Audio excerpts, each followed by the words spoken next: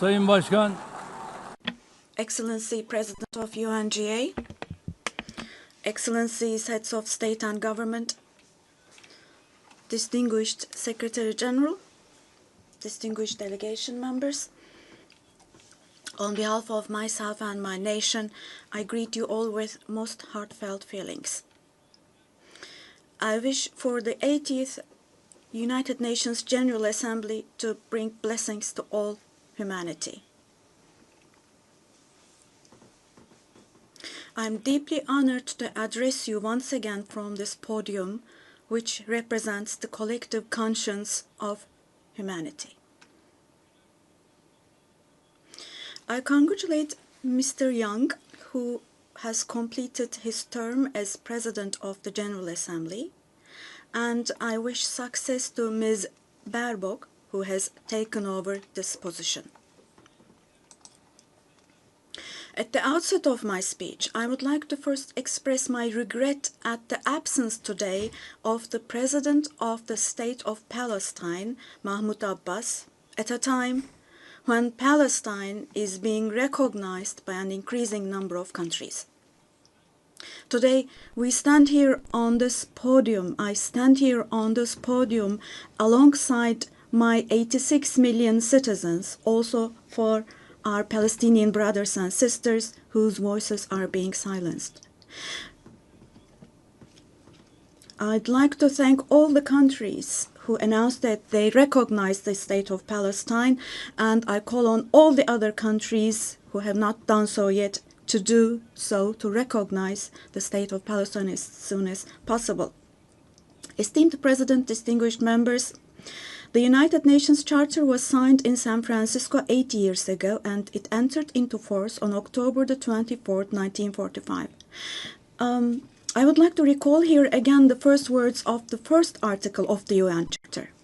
Quote, "The purpose of the United Nations is to maintain international peace and security," unquote.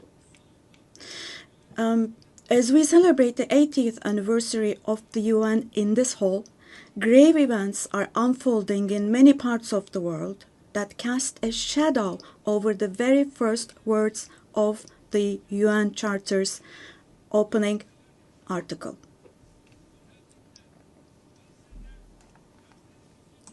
Particularly in Gaza, right before our very eyes, genocide has been going on for over 700 days now. Even as we gather here, as we speak now, Israel is currently massacring civilians in Gaza. The number of civilian casualties in Gaza has surpassed 65,000. Unfortunately, the number of people who are still trapped under the rubble is not yet known, and more than 20,000 of those who died were children. For the last 23 months, a child has been murdered by Israel in Gaza every hour. Yes, every hour. These are not just figures, dear friends.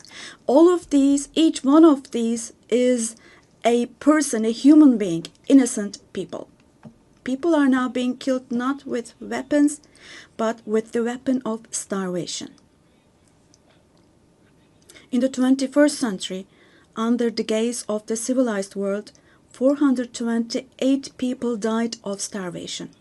Out of those 428, 146 were children, and this number is increasing every day. Now, I will show you a photo, which is a picture from daily life in Gaza. The first photo, as you see, these are people. These are women with these cups that they are holding in their hands, cups and buckets. Just feel your conscience and answer the following question. Can we possibly have a reasonable reason for this brutality in 2025? But this shameful picture in Gaza has been unfolding and is being repeated every day for 23 months now. And there are 2.5 million Gazans who live in 365 square kilometers. And every day what happens is they are being dragged from one place to another. The healthcare infrastructure of Gaza is completely collapsed. Doctors have been killed or they have disappeared while under custody. Ambulances have been hit. Hospitals targeted and destroyed. Treatment is not possible. Surgery is not possible. It's not possible to find medications. Now, dear friends, now as Tayyip Erdogan, with a heavy heart, with my heart bleeding here, I am telling you, innocent little ones, just 2 or 3 years old, without hands, arms, or legs, have become, unfortunately, a common sight to see in Gaza.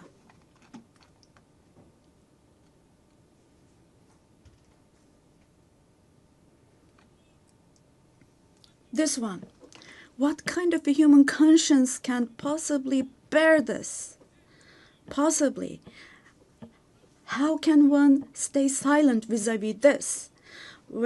In a world where children are dying of starvation and lack of medication, can we possibly have calm and peace? We all are parents. We have children or grandchildren who we dearly cherish. Here, say in America or in Europe, anywhere in the world, when a small rose thorn hurts a child's hand, the hearts of parents break. But in Gaza, children's hands, arms, and legs are being amputated without anesthesia. Now, I'm extremely sorry to say, but this represents the lowest point of humanity. Human history has not witnessed such bloodshed within the last century. All of this is happening before our very eyes. The genocide in Gaza is being broadcast live every moment through the media and social media. So far, Israel has deliberately killed 250 journalists working in national and international media in Gaza.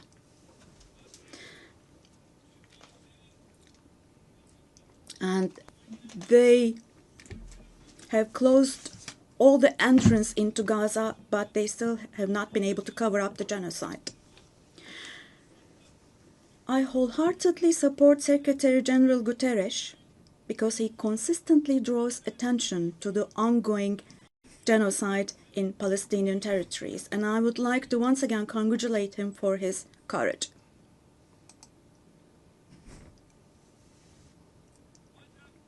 But the United Nations has not even been able to protect its own personnel in Gaza, unfortunately. In Gaza, 500 people rushing to help others have been killed. Out of those 500, 326 were UN staff members. Esteemed President, distinguished members, now, genocide, like the Holocaust, is a shameful concept which refers to the mass extermination of people. It's a barbaric concept. But today, it's not only people who are being killed in Gaza, mind you. Animals are being targeted and killed in Gaza.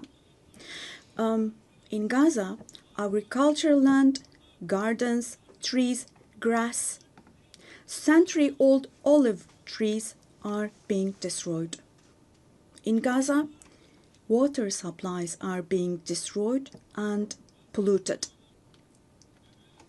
Buildings, homes, libraries, hospitals, schools, mosques, churches, and historical structures in Gaza are being deliberately destroyed. The soil of Gaza is being rendered useless for humans, for animals, and for plants. So, Now, let me show you yet another photo. And let me ask you here. Look at this photo. What could this photo here possibly have to do with security concerns? This is being against life, don't you think? Let me state this openly from this podium. There is no war in Gaza.